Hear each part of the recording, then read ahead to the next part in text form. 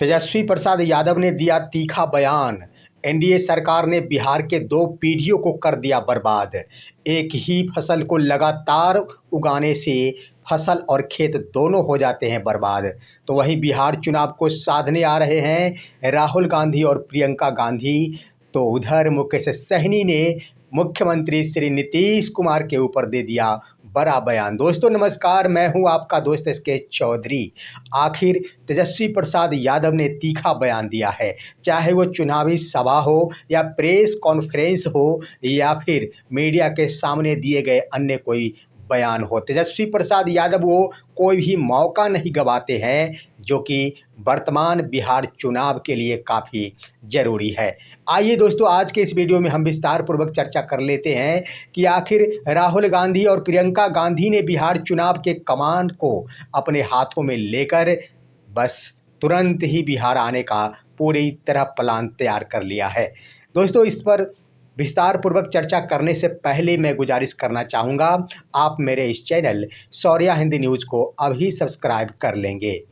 दोस्तों, तेजस्वी प्रसाद यादव के द्वारा चुनावी सभा हो या फिर मीडिया के सामने हो, लगातार ही वो तमाम बयानें दी जा रही है, जो कि वास्तविकता में इस चुनाव में उनके लिए काफ़ी ज़रूरी है। तेजस्वी प्रसाद यादव ने एक बड़ा बयान दे दिया है। उन्होंने एनडीए के 20 वर्षों के कार्यकाल के लिए ये बातें कह डाली कि एनडीए ने बिहार के 2 पीढ़ियों को बर्बाद करके छोड़ दिया है।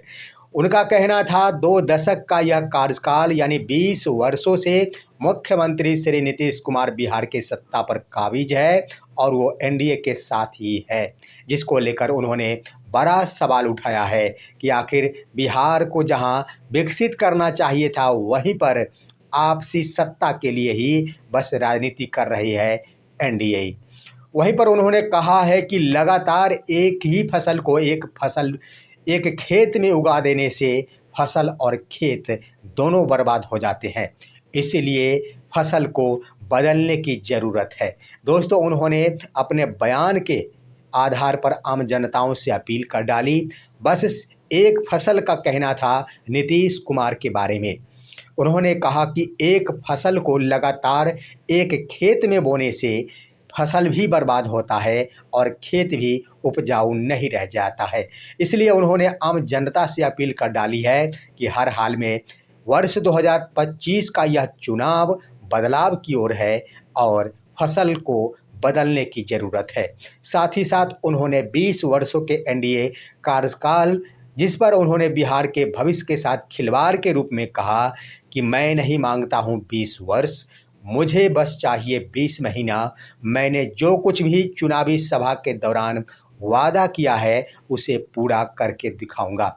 दोस्तों, अपने बयानों को आखिर अमली जामा पहनाने के लिए और खरा उतरने के लिए तेजस्वी प्रसाद यादव सीधे सीधे स्पष्ट लहजों में 20 महीनों की मांग आम जनताओं से करते हैं।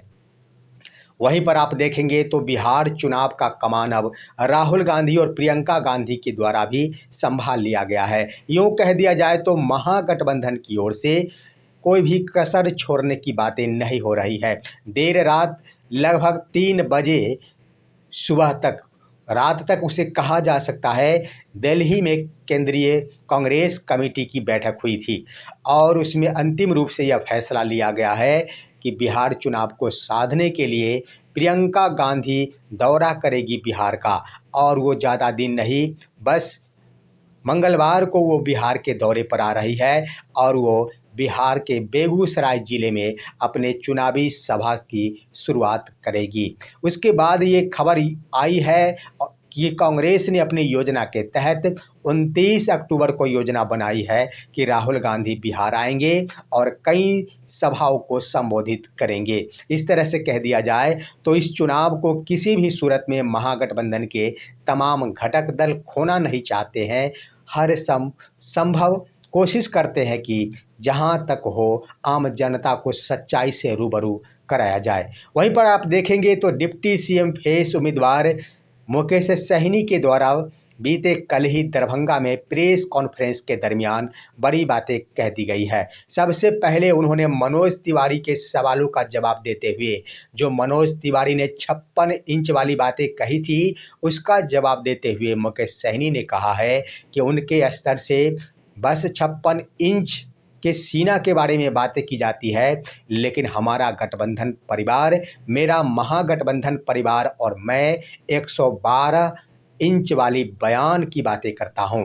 उन्होंने कहा, एनडीए सरकार के ऊपर आरोप लगाते हुए कि एनडीए सरकार ने आज तक जो कुछ भी कहा वो बिल्कुल ही झूठ साबित हुआ और इतना कुछ झूठ निकल जाने के बाद भी आज अगर एनडीए के नेता 56 इंच की बातें करते हैं तो भला वो उन्हें सोचना चाहिए था। साथ ही साथ उन्होंने कहा कि मैं 56 इंच की बातें नहीं करता, मैं 56 इंच सीना वाली बात नहीं कहता, मैं 112 इंच बयान वाली बातें करता हूँ। महागठबंधन जो भी चुनाव के दरमियान वादा किया है, आम जनताओं के समक्ष उन्होंने जो घोषणाएं की है उस पर खरा उतरने का काम महागठबंधन की सरकार बनने के बाद सरकार करेगी।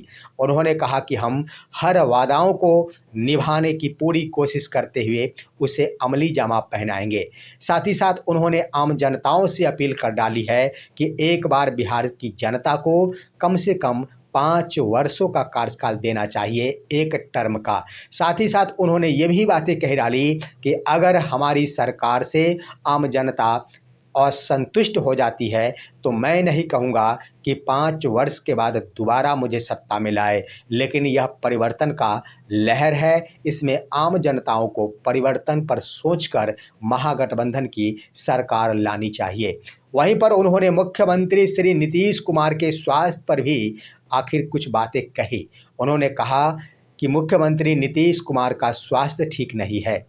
साथ ही साथ उन्होंने कहा कि ये हर किसी का हाल होता है इस अवस्था में पहुंच जाने के बाद, और नीतीश कुमार भी आखिर उम्र दराज हो चले हैं तो उनका स्वास्थ्य बिगड़ना लाजमी बन जाता है। इसलिए उन्होंने कहा कि बिहार के भविष्य को ऐसे वक्त में एक अस्वस्थ व्यक्ति के हाथों में देना उचित नहीं होगा।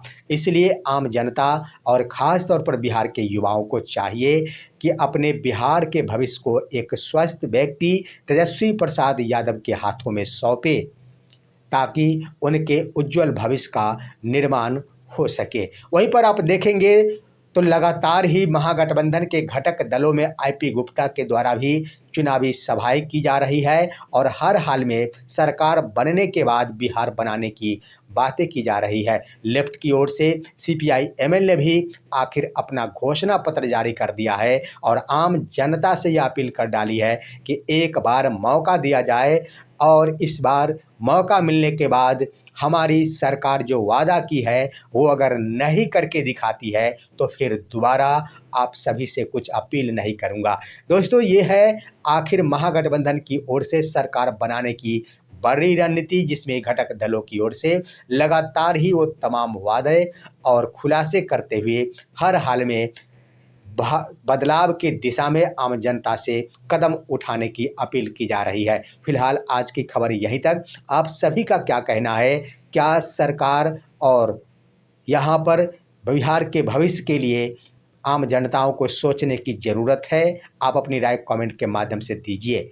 हमारे वीडियो को ज़्यादा से ज़्यादा शेयर कीजिए, लाइक कीजिए और अब दीजिए अपने दोस्त को इजाज़त। हम फिर मिलेंगे आपसे अगले वीडियो में, तब तक के लिए नमस्कार।